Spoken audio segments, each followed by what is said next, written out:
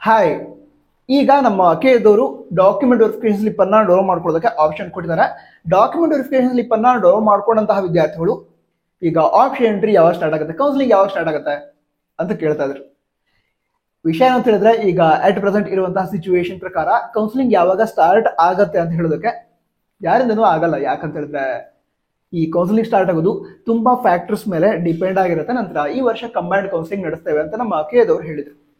So ಅದಕ್ಕೋಸ್ಕರ ಈಗ neat ಅದಕ್ಕೆ ಸಂಬಂಧಿಸಿದಂತೆ ಕೋರ್ಟ್ನಿಂದ ಡಿಸಿಷನ್ ಏನ್ ಬರುತ್ತೆ ಅದ್ರ ಮೇಲೂ ಕೂಡ ಈ KCET ಕೌನ್ಸಿಲಿಂಗ್ ಸ್ಟಾರ್ಟ್ ಆಗೋದು ಡಿಪೆಂಡ್ ಆಗಿರುತ್ತೆ. ಸರಿನಾ? ಅದಕ್ಕೋಸ್ಕರ ಕೌನ್ಸಿಲಿಂಗ್ ಯಾವಾಗ ಸ್ಟಾರ್ಟ್ ಆಗತ್ತೆ ಅಂತ ಹೇಳೋದು ತುಂಬಾ ಕಷ್ಟದ ವಿಷಯ. ಆದ್ರೆ ಕೌನ್ಸಿಲಿಂಗ್ ಎಷ್ಟು ದಿನಗಳವರೆಗೆ ಸ್ಟಾರ್ಟ್ ಆಗಲ್ಲ ಅದನ್ನು ಬೇಕಿದ್ರೆ ಹೇಳ್ಬೋದು. ಸರಿನಾ? ವಿಷಯ ಅಂತ ಹೇಳಿದ್ರೆ, ನಮ್ಮ ಕೆದವರು ಈಗ ಡಾಕ್ಯುಮೆಂಟ್ ವೆರಿಫಿಕೇಶನ್ ಸ್ಲಿಪ್ ಅನ್ನ ಡೌನ್ಲೋಡ್ ಮಾಡ್ಕೊಳ್ಳೋದಕ್ಕೆ ಆಪ್ಷನ್ ಕೊಟ್ಟಿದ್ದಾರೆ. ಈಗ ನೀವು ಡೌನ್ಲೋಡ್ ಮಾಡ್ಕೊಂಡಿರಬಹುದು, ಬಟ್ ಈಗಲೂ ಕೂಡ ತುಂಬಾ ವಿದ್ಯಾರ್ಥಿಗಳಿಗೆ ಈ ಡಾಕ್ಯುಮೆಂಟ್ ವೆರಿಫಿಕೇಶನ್ ಸ್ಲಿಪ್ ಡೌನ್ಲೋಡ್ ಮಾಡ್ಕೊಳ್ಳೋದಕ್ಕೆ ಆಗ್ತಾ ಇಲ್ಲ. ನಂತರ ಹಲವಾರು ವಿದ್ಯಾರ್ಥಿಗಳು ಡೌನ್ಲೋಡ್ ಮಾಡ್ಕೊಂಡ್ರು ಕೂಡ ಅದರಲ್ಲಿ ಪ್ರಾಬ್ಲಮ್ ಅನ್ನ ಫೇಸ್ ಮಾಡ್ತಿದ್ದಾರೆ. ಅಂದ್ರೆ ವಿದ್ಯಾರ್ಥಿಗಳು ಮೆಸೇಜ್ ಮಾಡಿ ಹೇಳ್ತಾ ಇದ್ರು, ಅದೇ ರೀತಿ ಕಮೆಂಟ್ ಕೂಡ ಮಾಡ್ತಾ ಇದ್ರು, ರಿಲಿಜನ್ ಮೆನ್ಷನ್ ಮಾಡಿಲ್ಲ ಡಾಕ್ಯುಮೆಂಟ್ ವೆರಿಫಿಕೇಶನ್ ಸ್ಲಿಪ್ ಮೇಲೆ, ಇದನ್ನ ಹೇಳ್ತಾ ಇದ್ರು. ಮತ್ತೆ ಹಲವಾರು ವಿದ್ಯಾರ್ಥಿಗಳು ವೆಟರ್ನರಿ ರ್ಯಾಂಕ್ ಕೊಟ್ಟಿಲ್ಲ ಆ ಒಂದು ಡಾಕ್ಯುಮೆಂಟ್ ವೆರಿಫಿಕೇಶನ್ ಸ್ಲಿಪ್ ಮೇಲೆ, ಏನ್ ಮಾಡೋದು ಈ ರೀತಿ ಕೇಳ್ತಿದ್ರು. ಮತ್ತೆ ಕೆಲವು ವಿದ್ಯಾರ್ಥಿಗಳಿಗಂತೂ ವಿಚಿತ್ರ ರೀತಿಯಲ್ಲಿ ಪ್ರಾಬ್ಲಮ್ ಆಗಿದೆ. ಏನಂತ ಹೇಳಿದ್ರೆ, ಅವರು ಮೊದಲು ಏನು ರ್ಯಾಂಕ್ ಅನ್ನ ಚೆಕ್ ಮಾಡಿದ್ರು, ಸ್ಟಾರ್ಟಿಂಗ್ ಅಲ್ಲಿ ರ್ಯಾಂಕ್ ಅನೌನ್ಸ್ ಮಾಡಿದ್ರಲ್ವಾ, ಆವಾಗ ಅವರಿಗೊಂದು ರ್ಯಾಂಕ್ ಅನ್ನ ಕೊಟ್ಟಿದ್ರು. ಬಟ್ ಈಗ ಡಾಕ್ಯುಮೆಂಟ್ ವೆರಿಫಿಕೇಶನ್ ಸ್ಲಿಪ್ ಮೇಲೆ ನೋಡಿದ್ರೆ ಬೇರೆನೇ ರ್ಯಾಂಕ್ ಇದೆ.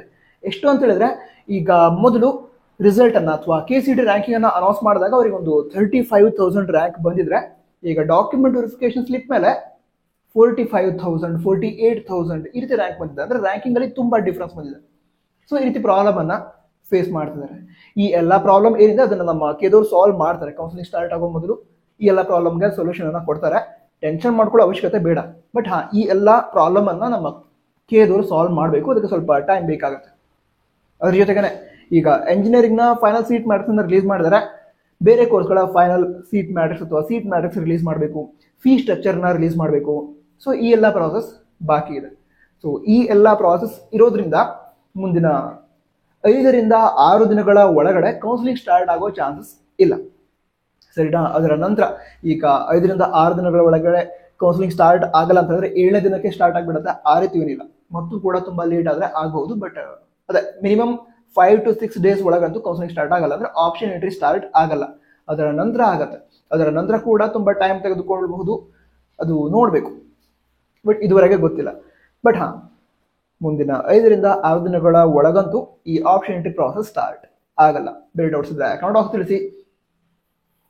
All the best. ಜೈ ಹಿಂದ್. ವಂದೇ ಮಾತರಂ.